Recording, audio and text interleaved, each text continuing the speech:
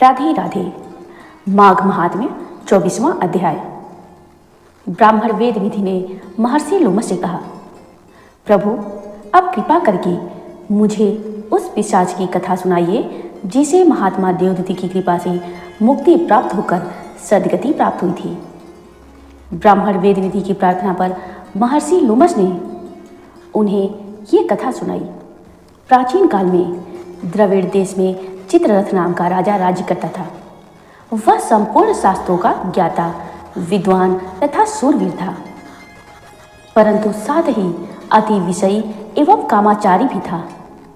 वह सदैव ही स्त्रियों में आसक्त रहकर वासना में लिप्त रहा करता था।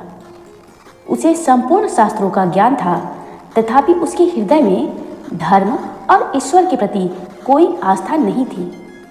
वह नास्तिकों के समान प्रश्न करता था कि भगवान कौन है, कहाँ रहते हैं, किसने उन्हें देखा है। इस प्रकार के निरर्थक प्रश्न करते हुए वह सदैव ही पापाचार में लिप्त रहा करता था।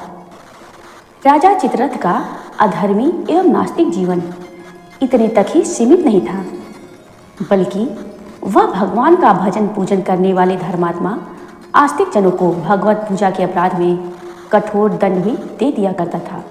पापयुक्त और दुराचारी जीवन व्यतीत करते हुए आयु पूरी होने के पश्चात एक दिन राजा चित्ररथ की मृत्यु हो गई। मृत्यु के पश्चात राजा की मृतात्मा को यमदूतों ने घोर कष्ट तथा अनेकों यातनाएं दी। यमलोक में राजा चित्ररथ की जो दुर्दशा यमदूतों द्वारा की गई, अब मैं उसका वृत्तांत तुम्हें बताता हूँ।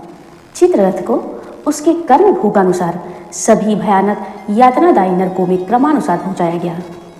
राजा को सर्वप्रथम तामसीय नामक नरक में डाला गया, फिर उसे अंधतामसीय नरक में डाला गया। इसके बाद उसे उग्र रौरव नरक तथा महानरक में डाला गया। महानरक के पश्चात उसे तापन, संप्रतापन तथा प्रतापन नाम के यंत्रणादायी नरकों में डाला गया। प्रतापन नामक नरक की उग्र यातना से राजा का तन और मन अत्यंत व्याकुल हो गया। संताप, काकोल, कुडवल, पुति मृतिक इत्यादि भयानक नरकों में भी राजा को क्रमशः डाला गया।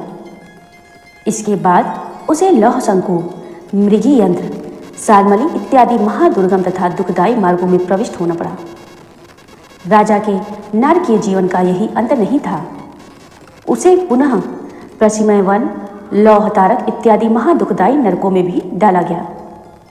देवादिदेव भगवान विष्णु से द्रोह रखने के कारण राजा चित्ररथ को 21 युग पर्यंत जो महाभयानक घोर नरक यातनाएं भोगनी पड़ी, उनका वाणी द्वारा वर्णन संभव नहीं है। महर्षि लोमश ने आगे कथा सुनाते हुए कहा, 21 युगों तक यमलोक में नरकों की भीषण यंत्रणाएं भोगने के पश्चात राजा चित्ररथ को गिरिराज पर भयंकर पिशाच के रूप में जन्म मिला। पिशाच योनि में राजा का जीवन भयानक दुखों और कष्टों में घिरा हुआ था। वह सदैव ही भूख और प्यास से व्याकुल होकर भटकता रहता था। उसे सर्दी गर्मी की भी असहनीय यातनाएं भोगनी पड़ती थी। इस प्रकार पिशाच योनि का दुख भोगते हुए भूख, प्यास तथा कष्टों से व्याकुल पिशाच देहधारी राजा चित्ररथ ने प्रसवण वन में प्रवेश किया।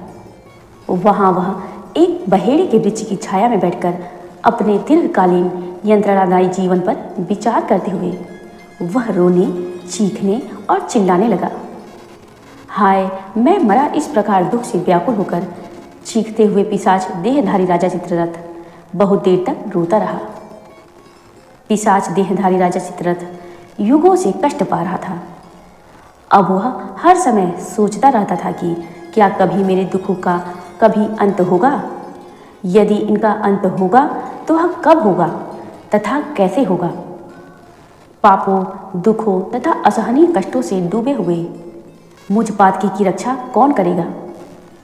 कौन इस दुखदायी और हृदय विदारक जीवन से छुटकारा प्राप्त कराएगा? पिशाच रूप में राजा चित्ररथ दिन रात यही सोचता और रोता रहता था। जय श्री कृष्ण। आगे की कथा की महात्म्य को सुनने के लिए मेरे चैनल को लाइक व सब्सक्राइब करिए। धन्यवाद।